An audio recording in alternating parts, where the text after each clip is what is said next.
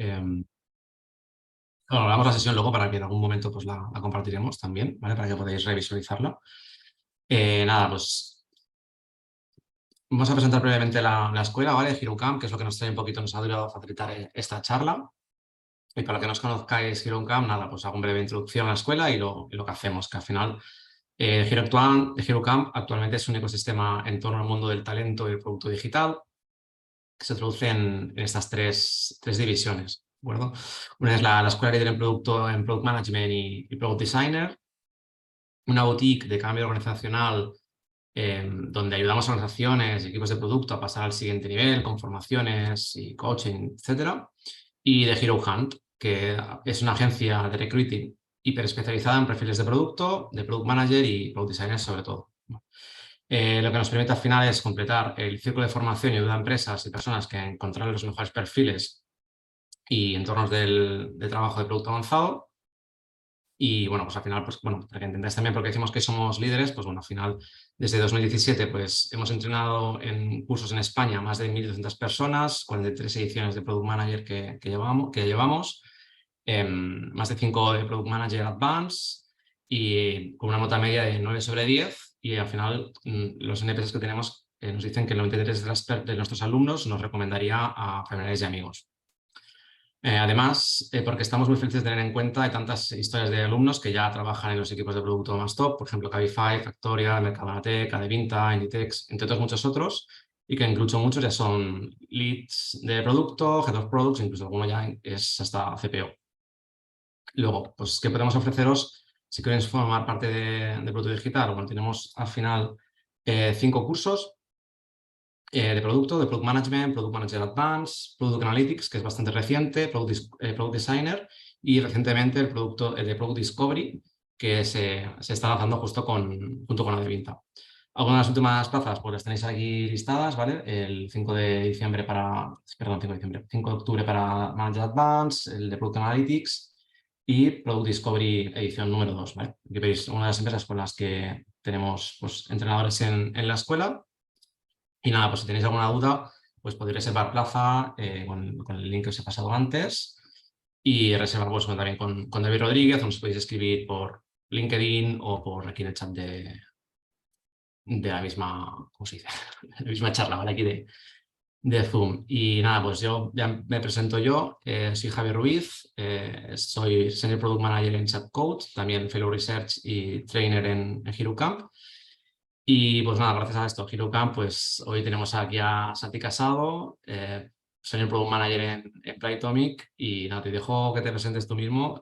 Date las gracias, Santi, sobre todo por estar aquí y por querer compartir y las ganas de estar con nosotros y bueno, pues toda la información que nos vas a transmitir y contar desde tu punto de vista, pues hoy te lo agradecemos un montón. Así que nada, bienvenido y muchas gracias. Vale, nada, bueno, primero mil gracias, Javi, gracias a HeroCamp y nada, vamos a darle caña. Comparto mi pantalla, ¿vale? Vale.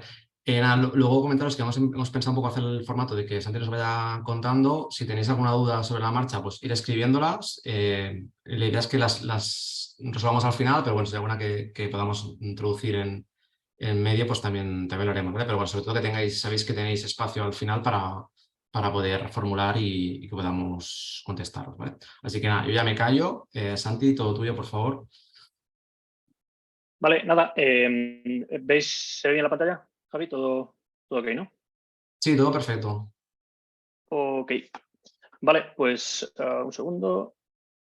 Nada, bueno, en principio contar muy rápidamente quién soy o de dónde vengo y cuál es un poco mi trayectoria hasta ahora para que tengáis un poco el contexto de qué he hecho y de dónde vienen un poco mis opiniones o lo que voy a contar. Ahora mismo trabajo como Product Manager en Playtomic y a nivel personal la verdad que me encanta el ciclismo. Soy periodista de carrera, me encanta el periodismo, la comunicación y demás.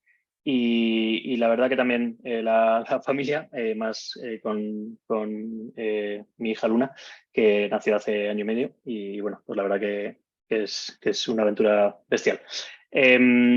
A nivel profesional, un poco para que tengáis un poco contexto de lo que he hecho hasta ahora.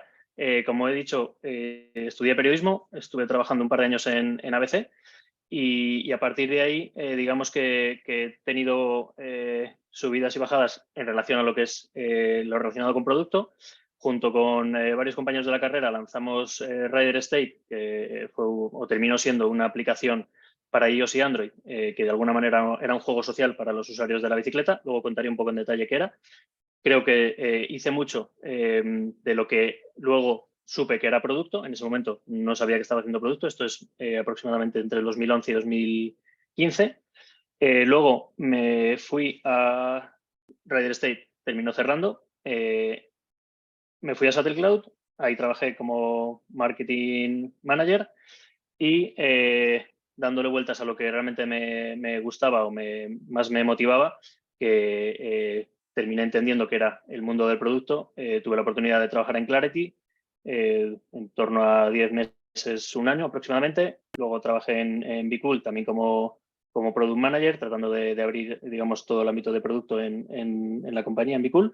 Y finalmente, desde hace 2 años, trabajo en Playtomic como product manager de uno de los equipos de la parte de core. Tenemos 2 grandes, digamos, áreas. Una, la parte vamos, Playtomic, para los que no lo sepáis, es, digamos, una compañía que lo que trata es de revolucionar todo el mundo de los deportes de raqueta. Tiene 2 ámbitos, uno B2B, que es dar un sistema de gestión de reserva de pistas y de todo lo que conlleva a los clubes de deportes de raqueta, y por otro lado, una aplicación que permite a los jugadores hacer esas reservas o, digamos, uno de los grandes productos o valores que ofrece Playtomic. Si no sabes con quién jugar, gracias a un sistema de nivelado y de cómo está montado, te permite encontrar partidos y jugar con gente que si no, no jugarías. Yo estoy más en la parte de la aplicación y en la parte de manager de los clubes. Para ir directamente un poco a lo que hemos venido, que es básicamente herramientas más efectivas para la definición de estrategias de producto. Lo primero que quiero decir aquí es, mi objetivo no es tanto, porque creo que no soy la persona idónea, contar qué es lo ideal de qué es lo que debería ser estrategia de producto. Yo voy a contar lo que yo he ido viendo, aprendiendo y sufriendo en estos años y, por supuesto, hay pequeñas pinceladas o comentarios de cosas que en principio deberían ser las prácticas comunes. En segundo lugar, quiero centralizar o hablar un poco de esa definición de la estrategia desde un punto de vista de una empresa o de un proyecto que empieza uno mismo, empieza en una fase seed o pre-seed. Y por otro lado, en lo que cambia esa definición de estrategia de producto en una startup o scale-up, que es lo que, digamos, fue o era Clarity, Be Cool y ahora, por supuesto, Playtomic. Y luego en lo que son otras herramientas, yo lo he centralizado con aquellas cosas que a mí me parece que son importantes o claves a la hora de hacer estrategia y que al final también están relacionadas con todo lo que es el trabajo del Product Manager, ¿vale? Empezamos. Para mí lo primero que creo que tenemos que definir es qué es la estrategia de producto. En primer lugar, diría que es un reto, que es básicamente definir cómo vamos a conseguir llegar a un objetivo que en general viene fijado por la compañía y que está muy bien delimitado y marcado por unas métricas. Si no lo está, tenemos que tratar de que así sea para poder hacer bien nuestro curro. En general es un reto y diría que es un reto complejo, con lo cual la mejor manera de tratar de atacarlo diría que es simplificando, faseando ese proceso, ¿vale? Por supuesto, nada asegura el éxito de esa planificación y de esos proyectos, pero en todas las iniciativas creo que si nos tomamos el camino correcto como si fuera un proceso, como si fuéramos poco a poco atacando una vez y otra vez y otra vez y mejorando y iterando, es muy posible que tengamos una mejor manera de ir planificando y, por tanto, cada vez acercándonos más a lo que en principio tenemos que controlar, que es tener una mejor planificación y tener más éxitos en nuestras iniciativas. Desde mi punto de vista, esto no va tanto de ejecutar una planificación siguiendo un framework específico. Yo creo que en este sentido, si tú llegas a una empresa y dices, vamos a hacer este framework, puede irte muy bien, pero creo que a todo hay que adaptarse al equipo, hay que adaptarse a las dinámicas que tienen antes, y lo que está por encima del framework es el resultado y son los resultados, y al final cada empresa, cada equipo, cada producto se tiene que ir haciendo en este proceso de planificación para terminar consiguiendo resultados. Creo que es clave verlo de esta manera y no quedarse tanto en una foto puntual de tenemos que hacer esta planificación siguiendo estos pasos todo 100%, sino más un proceso iterativo que nos permita tener el proceso de planificación perfecto para este equipo y para esta empresa. Esto nos permitirá, por lo tanto, ver la planificación como algo que nos ayudará a guardar el orden y ese orden, a su vez, nos salvará mucho en el día a día de picos de trabajo, de días que son más ajetreados, de ideas locas del dueño o de uno mismo. Si de alguna manera vamos en este proceso aprendiendo cómo lo vamos haciendo mejor, ese orden y ese proceso nos va a ayudar también a no escaparnos. Por último, diría que cerrar esta parte de estrategia de producto es clave remarcar el valor del no. Al final, creo que la estrategia de producto es clave y diría que, sinceramente, es una de las cuestiones que más puede diferenciar a un product manager.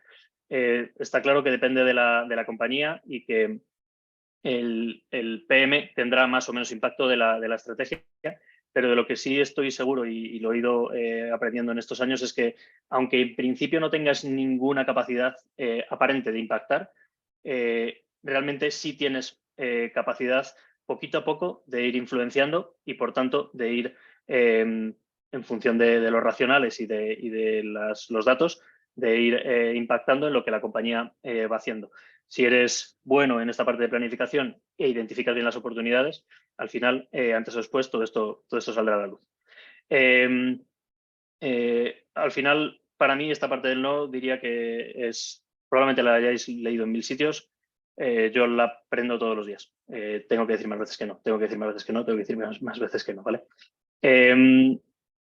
Si nos pasamos a lo que es ya más bien la definición de la estrategia. Lo que comento antes de entrar en detalle, decir que simplemente este es mi punto de vista, tanto desde un punto de vista de un proyecto que uno empieza desde cero, como en empresas que, bueno, pues la realidad es que han recibido millones de inversión o que tienen miles o millones de usuarios al mes. En primer lugar, me gustaría empezar por un proyecto en fase pre-seed o en fase seed. Básicamente, ¿qué define un proyecto pre-seed o seed? Es pues empezar un proyecto como quien empieza uno solo pensando qué voy a hacer. Creo que hay una idea que puede ser interesante. Básicamente no tienes financiación, no has conseguido nada de financiación, ni los famosos 3F de Friends, Family and Fools han puesto dinero y de alguna manera cuando uno empieza desde cero con un proyecto que espera que termine siendo una startup de éxito, lo que se encuentra es ante total incertidumbre. El problema que creo que es un problema es un problema.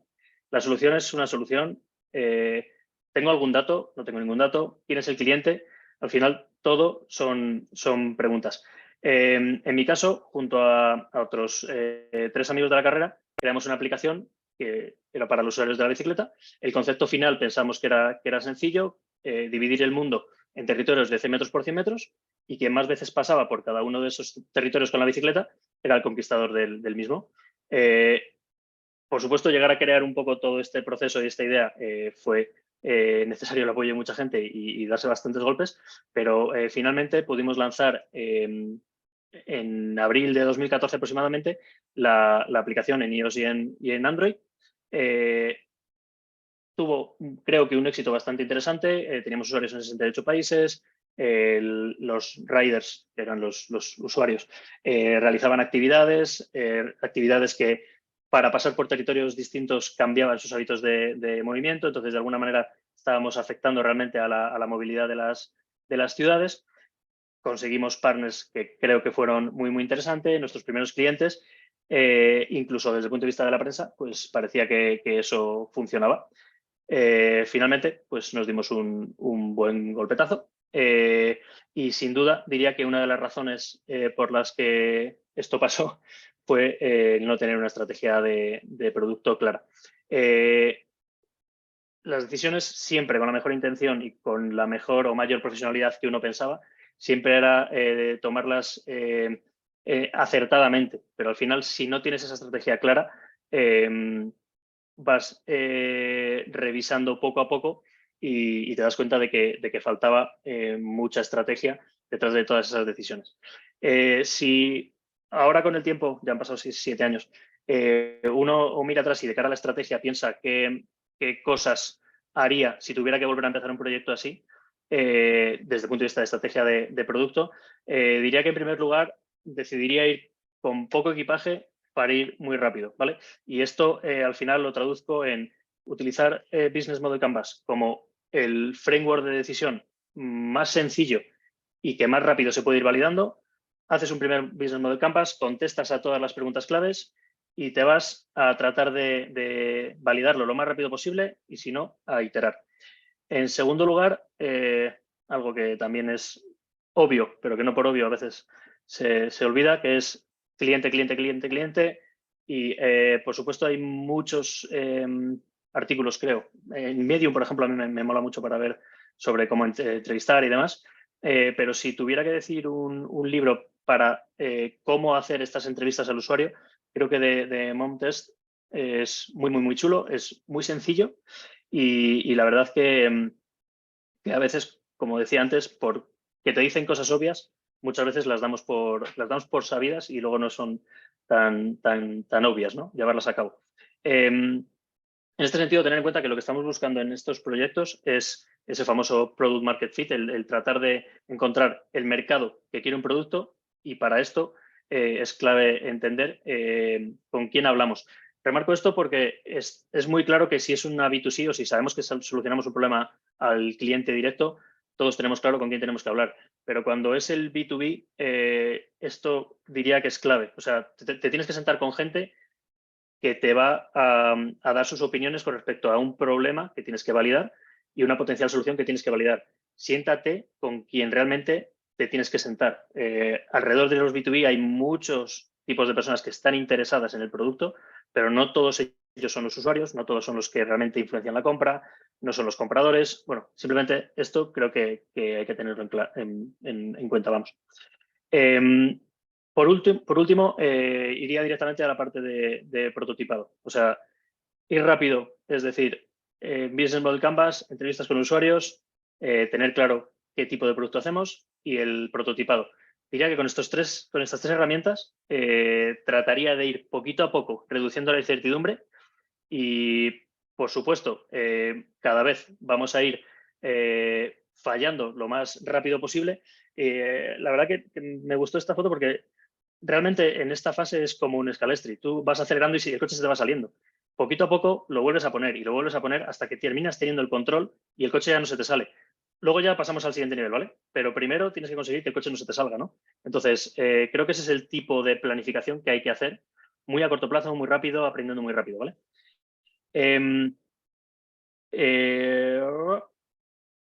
Pasamos directamente a lo que es la fase de startup o scale-up.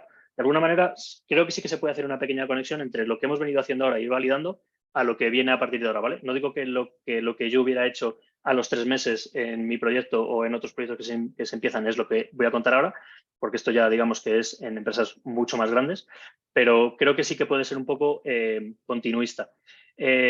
Como comentaba al inicio, creo que es clave dividir el proceso. Como es un proceso complejo, creo que para vencer hay que dividir y de esta manera divido el proceso en 3 grandes fases. Una primera fase de entender el contexto, de analizar a dónde tenemos que ir. Una segunda fase para entender bien por dónde tenemos que ir, que al final no deja de ser cuáles son los problemas que podemos solucionar y, por tanto, las oportunidades que están ahí. Y, en tercer lugar, elegir el camino definitivo, que es vamos a ir a por esta solución, ¿vale? Para mí es clave en este punto dejar una cosa clara, que yo trato de no olvidarme a diario y que creo que aprendo seguro con el equipo, y es que la estrategia funciona si la gente, es decir, si tu equipo está convencida. Porque al final está muy bien tener la planificación y el papel es maravilloso, pero la ejecución, si no es exitosa, no vale absolutamente para nada. Entonces, esto va de resultados. Todo lo que hacemos va de resultados. Si no conseguimos resultados, esto no vale para nada. Y para tener resultados hay que trabajar en equipo. Entonces, o en equipo o cero. O sea, podemos hacer una planificación de la leche, ser unas máquinas haciendo planificación, pero si no tenemos en cuenta el equipo en todo esto, mi experiencia, que no es mucha, pero poco a poco de lo que voy sacando, es que es clave. Solo para poner un poco de contexto, actualmente en Playtomic, digamos que el proceso de planificación lo hacemos de una manera fundamentalmente concentrada en el segundo mes de cada quarter pero básicamente, como iremos viendo, realmente es un proceso que nunca acaba. O sea, en ese segundo mes de cada quarter hacemos un foco bestial para el siguiente quarter, pero tienes que ir recogiendo trabajo tanto en el primer mes como en el tercer mes, con lo cual es un proceso continuo. Vale, empezamos por la primera parte, que es tener el contexto. En primer lugar, como siempre, aunque es un poco obvio, tenemos la parte de la visión, que al final no deja de ser hacia dónde quiere ir la compañía o el producto. En nuestro caso, esta visión, o sea, ahora mismo Playtomic, para que tengáis idea, creo que estamos entre 150 a 180 personas, más o menos, con lo cual muchos procesos ya están definidos o tiene, creo, una disposición bastante profesional. Entonces, esta parte de visión y de estrategia de la compañía, en nuestro caso, nos viene dada. Y creo que esta parte y la parte de estrategia es fundamental, que siempre la tenemos que tener en cuenta y un poco visible para echar mano de ella siempre que haga falta. Creo que el primer trabajo que tenemos que hacer a nivel de equipo, ¿vale?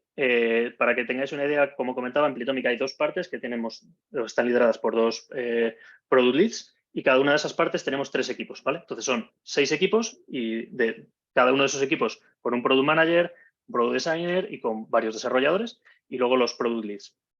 Entonces, si yo lo veo desde el punto de vista del equipo, que al final es la figura que controlo ahora mismo, dentro del equipo lo que tenemos que coger es coger toda esa estrategia de la compañía, tenemos que analizarla y finalmente quedarnos con los objetivos que realmente nos afectan a nuestro equipo.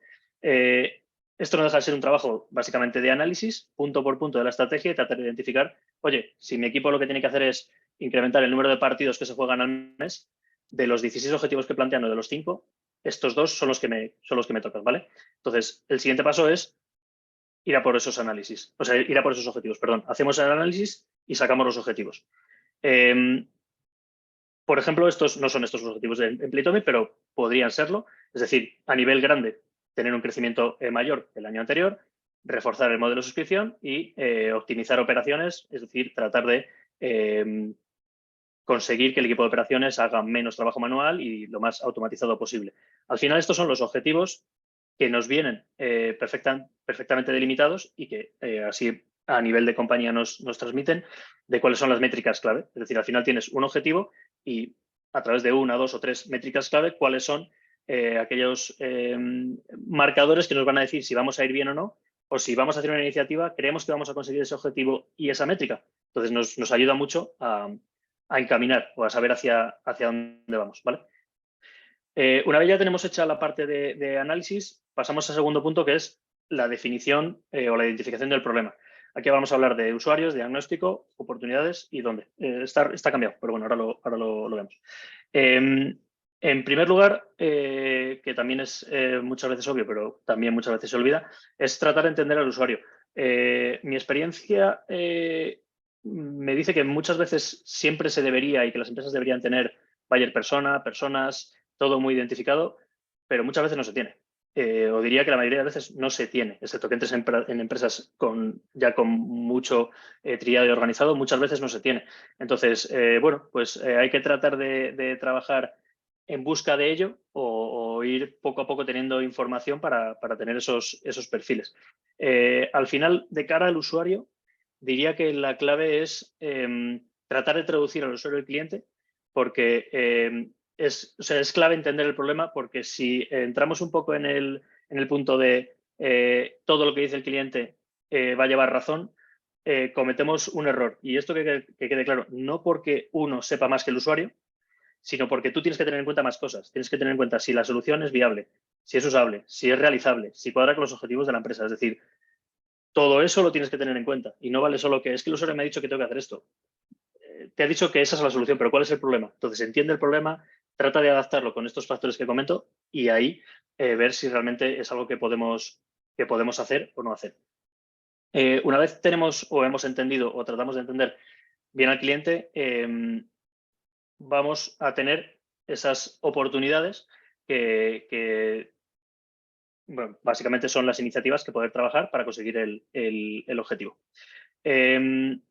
Para conseguir las mejores oportunidades, desde mi punto de vista, es clave tener un buen diagnóstico y básicamente si acertamos bien en el problema, de primeras es muy posible que las soluciones vayan en la dirección correcta. No importa si no conseguimos que eso sea el 100% de lo que buscamos, pero si va en el 20% en la dirección adecuada, es mucho mejor que un 100% en la dirección no adecuada. Entonces, si hacemos un buen diagnóstico, ostras, la cosa ya pinta muy bien, ¿vale? Por supuesto, podemos tener un diagnóstico o podemos hacerlo desde el punto de vista cuantitativo, pues con las herramientas de datos, Mixpanel, o con otras que son más de analítica de datos. En Plytomic trabajamos con Looker Studio, por supuesto con los experimentos que se hagan por parte de tu propio equipo o de otros equipos. Al final, todo eso no dejan de ser datos que nos permiten tomar decisiones, en principio, más correctas. La otra parte que es la cualitativa, entrevistas, encuestas, reviews, también redes sociales. Y por qué no también decir usar el producto. Siempre he leído bastante sobre si es mejor utilizar o no utilizar el producto, si te metes en el papel. Yo creo que es mejor. O sea, creo que todo lo que sea que tú experimentes las sensaciones del usuario, mejor. Bueno, si eso te hace perder la objetividad, nunca vamos a ser objetivos. Entonces, como nunca vamos a ser objetivos, prefiero tener el feeling de primera mano y luego tratar de buscar también siempre los datos que secunden si realmente hay que hacer algo o no hacer algo. ¿De dónde podemos sacar todas estas ideas de oportunidades? Customer Care es una mina, ventas es otra mina, marketing es otra mina. Es decir, estas al final, si os dais cuenta, son aquellos que están en contacto continuamente con los clientes. Entonces, van a estar sacando siempre errores, fallos, mejoras, dolores, pequeños comentarios, etcétera. Por supuesto, diseño a través de los diferentes research, tecnología, data, C-level, inversores. Sí, ideas buenas hay en todos lados. Entonces, ¿por qué tenemos que filtrar o pensar que somos nosotros los únicos que podemos identificar un problema? O el cliente es el único que sabe. Hay que coger. Luego el valor está en tratar de elegir y filtrar toda esa información. Pero ¿por qué no coger? Si tenemos toda esa información ordenada, evidentemente, mejor. Una vez ya hemos hecho el análisis y hemos identificado potenciales problemas y hemos ido donde supuestamente están esos problemas, tenemos que trabajar sobre todo en la solución. Y en esta parte pues vienen dos puntos clave. El primer problema es que si tienes tantas opciones, esto nos obliga a elegir. La realidad es que al final va a haber opciones infinitas, pero tenemos recursos limitados, tanto de tiempo como humanos, del equipo, como de dinero. Y en esta parte aprendes también que la estrategia es elegir, es decir, no a esto porque quieres decir sí a esto. Y lo que también es clave, y cuanto antes lo sepamos mejor, en general las soluciones que se nos plantean, las oportunidades que se nos plantean son grises. Es decir, no es estas son cojonudas, estas 3 son bestiales y estas 5 son malísimas. Entonces es una decisión muy fácil. Lo normal es que sean las 8 medianas y hay que ver qué hacemos para tratar de identificar aquella que es un poquito mejor y por la que creemos que debemos apostar, ¿vale? En este sentido, tenemos que echar mano de algún método de priorización que por su simplicidad, la verdad, de lo que utilizamos en Plytomic y la verdad que a mí me gusta bastante, me decanto por la tabla de impacto-esfuerzo. En el eje de la X tenemos el impacto, que ahora veremos en qué se mide, y el esfuerzo, que básicamente es el esfuerzo fundamentalmente de la parte técnica, que es donde está, digamos, el gran grueso del desarrollo. Por entrar un poco más en detalle de estas dos variables, desde el punto de vista del impacto, generalmente evaluamos tres variables, que es esta iniciativa es interesante para el usuario, o sea, la quiere. En segundo lugar, desde el punto de vista del negocio, impacta las cuentas de la compañía. Y en tercer lugar, impacta o no impacta, pero de la estrategia que nos han planteado en esa dirección, ¿cuadra o no cuadra? En base a estos 3 factores, damos una puntuación alto, medio, bajo o nulo a las iniciativas y al final nos permite colocar en la parte de impacto cada una de las iniciativas. La parte de esfuerzo, digamos que hacemos lo mismo, pero esto lo hacemos con el equipo de tecnología. Les planteamos un poco la iniciativa, las grandes líneas de esa iniciativa, de la solución que planteamos al determinado problema, y les solicitamos o les pedimos que hagan el ejercicio de esto nos va a llevar una semana, 1 o 2 sprints, 4 o 5 sprints, 6 sprints. Esto se puede hacer o llevar igual a tallas de camisetas, como queráis. Al final es tener una medida que nos permita para el siguiente quarter evaluar si podemos hacer estas 3 iniciativas, estas 2, estas 5 porque son más pequeñas. Empezar de alguna manera, evaluar de qué tipo de iniciativa estamos hablando. Esto al final nos permite tener pues, un cuadrante en el que tenemos las iniciativas, cuál es el alcance que queremos tener, el feedback que nos han ido o nos han podido ir dando los tech leads en este caso, y bueno, cada una de las puntuaciones con una puntuación final.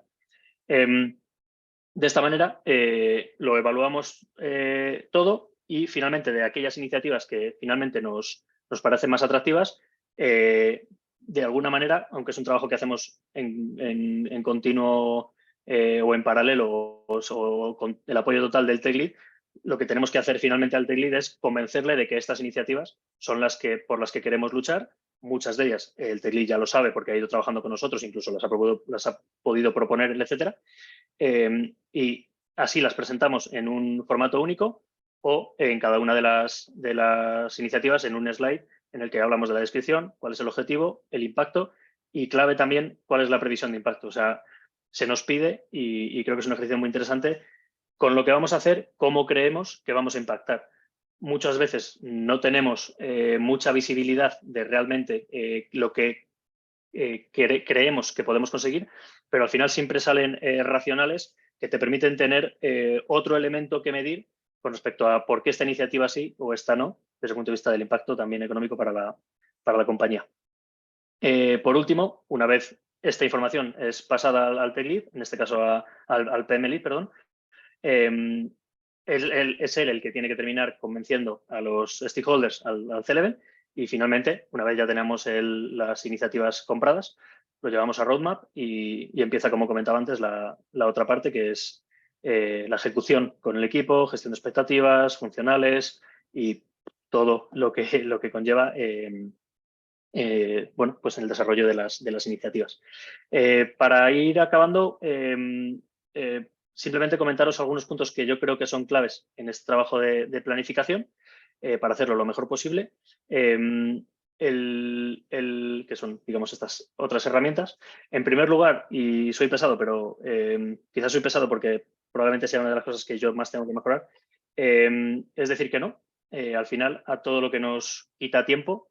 Es decir, esta planificación es algo que requiere tiempo y requiere tiempo tranquilo. Entonces, cuanto más digas que no y más protejas este tiempo, mejor. Al final, este tiempo es el que todos quieren. Siempre va a haber gente que te va a estar, tanto por parte del equipo, como por parte de stakeholders, como por parte de ti mismo, incluso diciendo, bueno, voy a hacer esto que me entretiene más. Siempre hay algo que quiere quitar tiempo de esto que es importante, que es la planificación.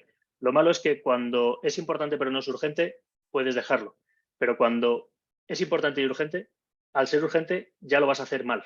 Entonces, hay que tratar de que no termine siendo urgente, sino simplemente importante y atacarlo. Como comentaba antes, es cierto que en Playtomic trabajamos fundamentalmente un mes al trimestre, pero cuanto más vayas llenando día a día ese granero, mejor, con research, con business cases, con entrevistas, con surveys, con tareas de brainstorming, todo lo que vaya sumando para que cuando tú tengas que ponerte en el inicio de esa planificación y digas, tengo 15 iniciativas ya trabajadas y las empiezo a evaluar, muchísimo mejor. Si no, ese mes va a ser un poco más estresante. En tercer lugar, ponerse en el zapato de los usuarios, conocer a los usuarios. Y diría que tratar de priorizar soluciones que sean suficientemente buenas antes que soluciones perfectas, ¿vale? En este sentido, si tuviera que recomendar un libro que la verdad que me moló mucho, es este de Dan Ariely, que de alguna manera habla de toda esa parte de los procesos de decisiones que no son tanto, o sea, siempre pensamos que los procesos de decisiones son absolutamente racionales y tienen en cuenta todas las variables y son las mejores, cuando en general es todo lo contrario. Entonces, tampoco tenemos que trabajar, no digo que no tengamos que trabajar por conseguir la solución definitiva e ideal, pero la primera versión de esa solución no tiene que ser la ideal, tiene que ser suficientemente buena para ir creciendo, sacando datos, etcétera, ¿vale? últimas slides, lo prometo. La parte de la compañía y el producto. Al final, esto, o yo así lo voy sintiendo, y llevo 2 años más o menos ahora en Playtomic y empiezo a tener la sensación de que las cosas las voy teniendo controladas con respecto a entender cuál es la foto del todo. Entonces, entender el histórico de la compañía, entender cuál es el momento en el que se encuentra, entender el producto, entender a nivel técnico si hay legacy o no hay legacy. Paciencia. O sea, para tener control hace falta tiempo y para esto es clave tener paciencia. El equipo. Al final en la parte de planificación lo comentaba antes, pero creo que es clave tratar de utilizar lo que podemos llamar inteligencia colectiva siempre por encima del yo. Al final, el PM, desde mi punto de vista, lo que tiene que hacer es liderar esta planificación. Tiene que dar confianza, tiene que crear puentes, tiene que servir al equipo, tener mucha mano izquierda con respecto a la inteligencia emocional, porque si creo que pones todo esto y das, con comunicación, transparencia, etcétera, todo esto te revierte y en la parte de planificación es clave. Entonces, al final lo que tenemos que ir haciendo es ir ganando adeptos. No somos jefe de nadie, con lo cual somos parte del equipo y al equipo lo tenemos que ganar con todos estos pequeños pues ingredientes. Últimas 3.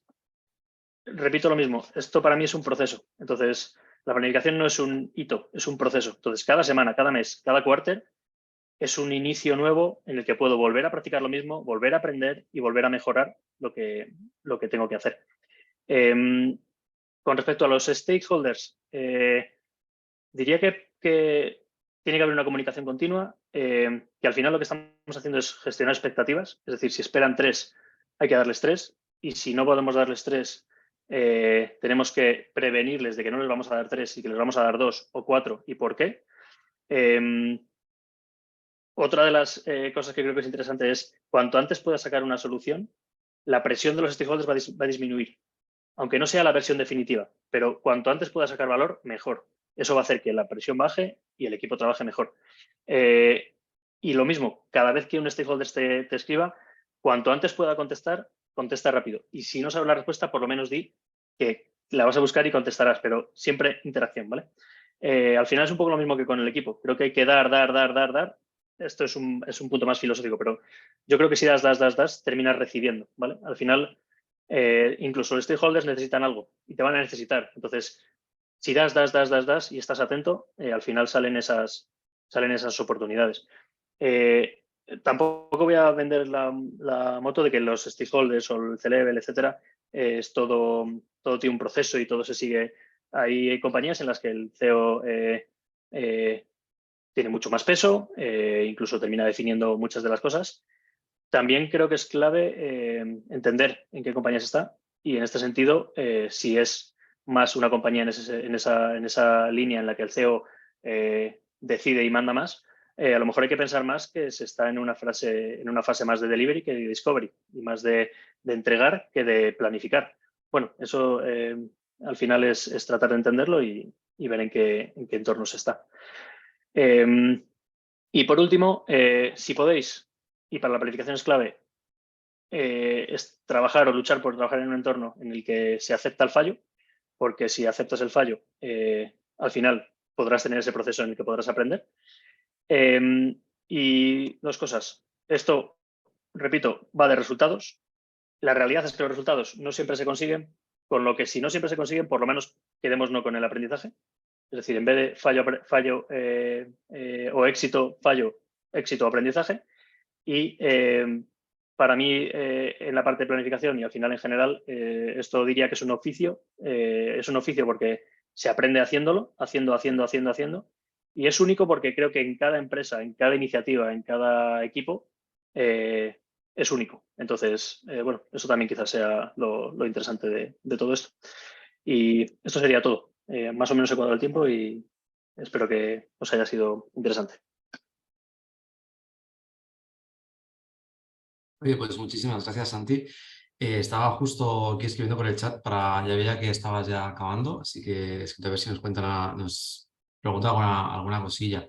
sino yo casi por romper el hielo, yo te iba a hacer una pregunta ya también, mientras que seguramente la gente se anima también.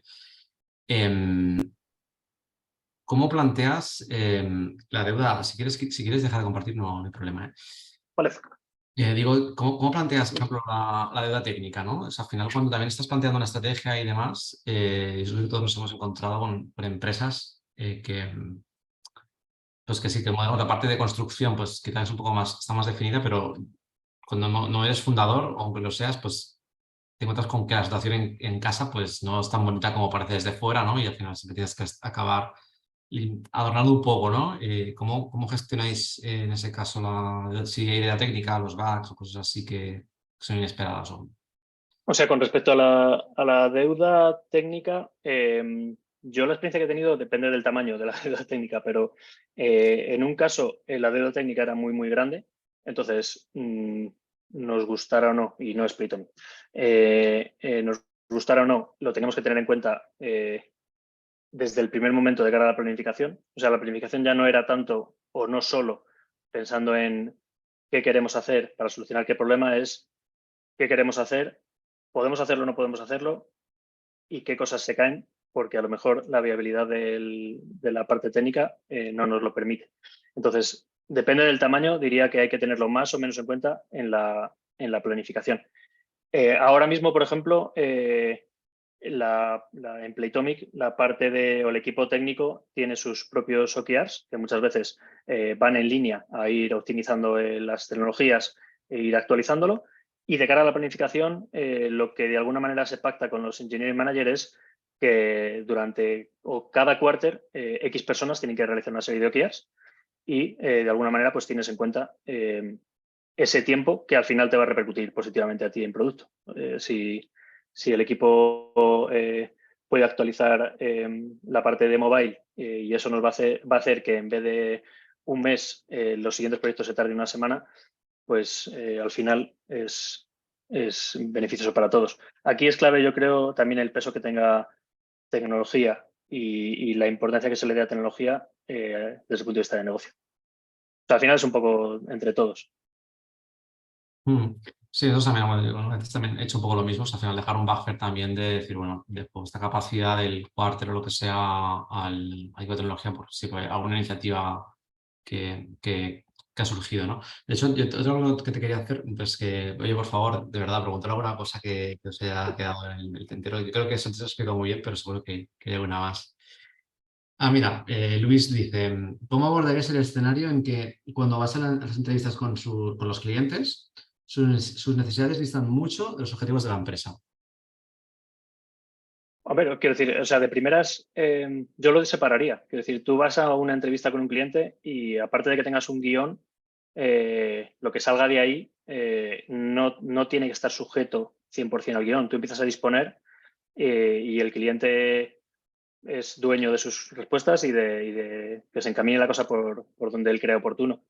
Luego, en la parte de evaluación, es donde yo creo que tienes que filtrar y tratar de entender si lo que dice tiene sentido o no tiene sentido, si son opiniones absolutamente descabelladas o tiene sentido y a lo mejor es la compañía la que no tiene muy claro, o si la compañía también tiene en claro eso, pero cree que hay otros objetivos que son claves porque a nivel de mercado X. O sea, yo lo que diría es, la entrevista es la entrevista.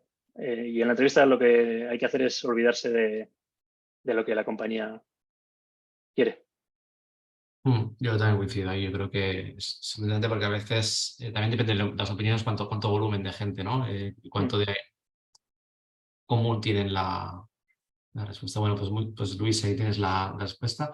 Otra Gracias. preguntita, Andrea, que dice, soy Product Owner, ¿cómo gestionas cuando entras en la empresa y se va el Product Manager? ¿Ves que el rol no va a ser cubierto y que el resto del Product Owners van a perder el foco muy pronto? ¿Algún consejo? A ver, ves que el rol no va a ser Digo, cubierto y que el resto. yo lo que entiendo es que hay un Product Manager que es un poco el que lleva un poco más la parte estratégica Sí, sí, sí. pues bueno, al final el Product Owner se queda como más huérfano, ¿no? De estrategia. Sí, a ver, no es la situación ideal, pero yo lo que entiendo es que lo que hay que hacer o de lo que de alguna manera es posible es si no hay alguien que lleve ese liderazgo, hay que tratar de ir cogiendo partes de esas tareas. Al final, lo digo porque si no lo coges tú, lo va a coger otro. Entonces, no digo tú, otros product owners también a la vez. Al final es, a nivel de producto, tratar de hacer fuerza en tratar de hacer las cosas como en producto creemos que hay que hacerlas. No digo que sea fácil, ojo. Pero al final es un poco lo que comentaba. Creo que esto va de hacer puentes, de crear puentes, de convencer a gente de lo que tú crees es lo mejor. Entonces, ojo, si lo vas haciendo así, al final creo que se consigue valor. Gracias, Santi. Mira, te paso otra pregunta, Javier. Sí, ya leo. Lo has visto, ¿no? Que te preguntan Sí, aquí. sí. No sé si puedes contestar. A ver, sí, la puedo contestar. O sea, esto aparte a mí no me tocaba en nada, lo digo.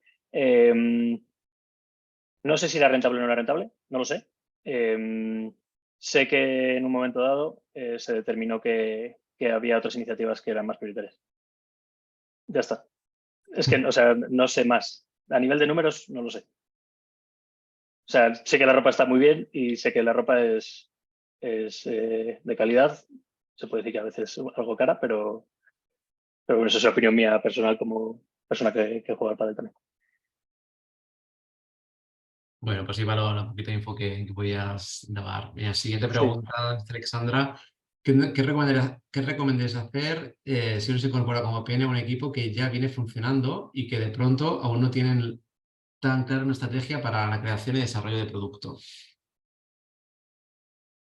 Yo Pregunta. creo que yo creo que lo primero que tienes que hacer es tener paciencia. Es decir, o sea, yo uno de los errores que cometí entrando en Bicool, puedo decir no pasa nada, fue tratar de entrar pensando que sabías lo que, o sea, como que vas aquí de más listo de los demás y ojo. Entonces, lo que te diría es, primero, escucha, recoge feedback, entiende a la gente, entiende las dinámicas, entiende quién toma las decisiones, entiende por qué no hay una estrategia de producto si supuestamente debería existir. Entonces, una vez empiezas a tener esa foto más clara, me da que luego ya la solución es un poco lo mismo. Primero el diagnóstico y luego ya vendrá la solución. Creo que así lo haría. Estrellita. Gracias, Santi. A ti, más o menos. Aurelio nos comenta, ¿cómo crees que es necesaria una definición clara de misión, visión de compañía para trabajar en la estrategia de producto? ¿La consideras indispensable? O sea, la considero indispensable porque sin ella se está abierto a todo. O sea, es más por que si está ausente, cualquier idea buena o cualquier artículo que lea el CEO hoy va a ser la visión. Y lo mismo mañana, y lo mismo pasado. Entonces, creo que si está, es un buen indicativo de que de alguna manera la dirección es esa. O por lo menos esa dirección va a variar un poquito menos. ¿Indispensable? No lo sé. Yo creo que si se tiene mejor, pero no sé. Yo también pienso que al final yo creo que al final hace falta una guía. Ya Hmm. sea, a veces que está muy claro el Business Model Canvas, a veces está muy clara la visión, estrategia y demás, otras veces no tanto, pero tienes uno que North Star o te dicen hay que mejorar la conversión y con eso a mí no le dices, mira, ya sé que tengo que hacer conversión. Si piden otra cosa que Sí, no tiene nada que ver, es que si no tampoco puedes decir que no. Te van a decir, te van a entrar ¿no? peticiones de stakeholders y dices, ¿cómo dices que no? Si no te quedas sin herramientas para. Entonces es cuando empiezas a hacer una feature factory sí, no. O sea, nosotros en Plitomy la verdad que cada vez el equipo y demás se está tratando de. O sea, uno siente que cada vez se está más claro a nivel de los objetivos y eso mola, porque al final es como que vas a por una cosa muy específica. Entonces eso también te permite profundizar. Cuando tienes la otra, como dices tú, el otro escenario, macho, es un poco. Vale todo. Si sí, vale todo, no vale nada. te quedas un poco vendido, sí, sí. Sí, sí, sí. Mira, Víctor nos pregunta, ¿por qué no crees que es necesario establecer una visión y un análisis del contexto en la primera fase de madurez del producto que has definido? No, no, sí. O sea, yo no digo que no crea que haya que. ¿Por qué no crees que es necesario establecer una visión, análisis de contexto? Sí, creo que es necesario. Lo que yo planteaba, creo que, porque estamos hablando de un producto que, primera fase de madurez de producto, o sea, en la parte de seed, etcétera, que comentaba así, creo que esa fase básicamente tú la tienes que poner sobre la mesa y validarla. Y la realidad es que lo normal es que eso se itere. Lo normal. O sea, si tú tienes una idea y esa idea es tanto el problema como la solución, das en el clavo de primeras, bestial. Pero lo normal es que yo creo que hay que validarlo. Entonces, o sea, que tienes que tener esa visión o ese análisis, creo que sí. Pero que estés abierto a que eso se va a cambiar, creo que también.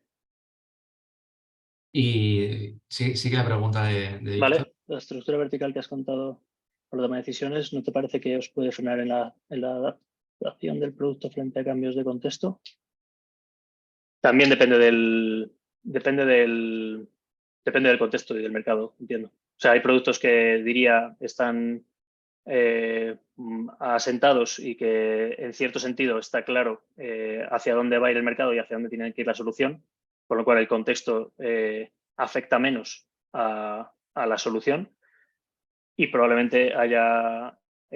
por eso digo que esta estructura vertical, desde mi punto de vista, es clave y tiene sentido cuando una compañía tiene 150, 180 personas o X, me refiero a números más altos, es porque el barco va en una dirección. Si se está moviendo o volviendo loco, no digo que no existan.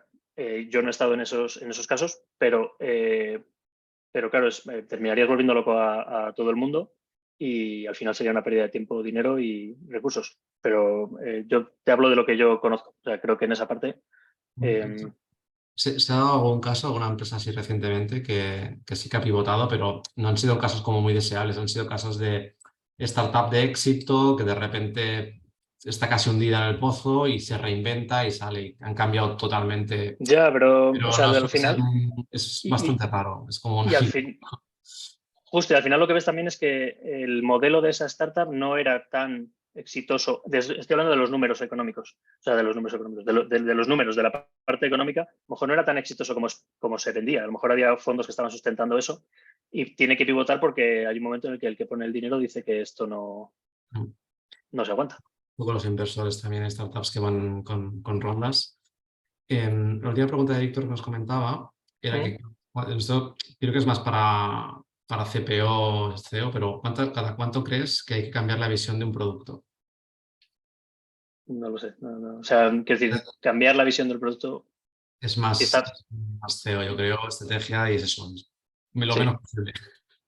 eso te iba a decir. Yo es que creo que si está bien identificada, supuestamente, como es algo tan idealista, no, se supone que no habría que.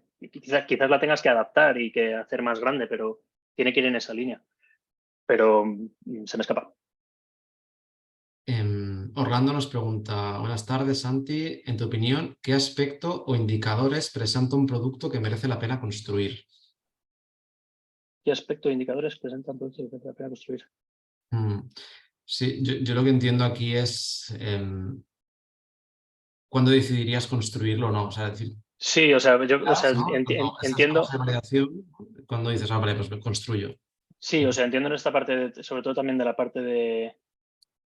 em, O sea, yo creo que la parte o sea, un buen indicador suele venir también por la parte del deseo del usuario. O sea, una cosa que a mí me moló mucho es si te das cuenta o descubres que el usuario tiene un problema, que incluso él ha tratado de construir una solución para solventarlo, es porque eso, ostras, merece la pena ser por lo menos analizado.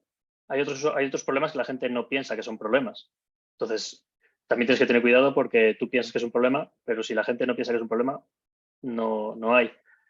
¿Qué aspectos o indicadores presenta? Es que no sé, no te sabría contestar.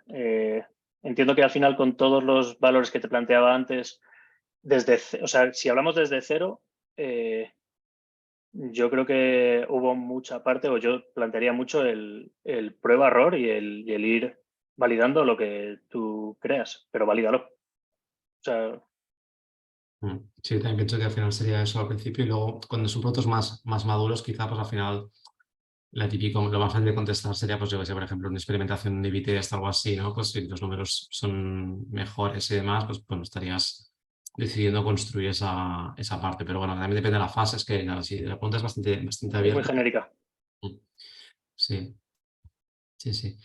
No sé si hay alguna preguntita más, nos queda pues ya casi cerrando, nos queda un minutito de charla. No sé si hay alguna última pregunta. Bueno, os doy las gracias, Orlando, pues nada, a A ti ti. por estar aquí con nosotros.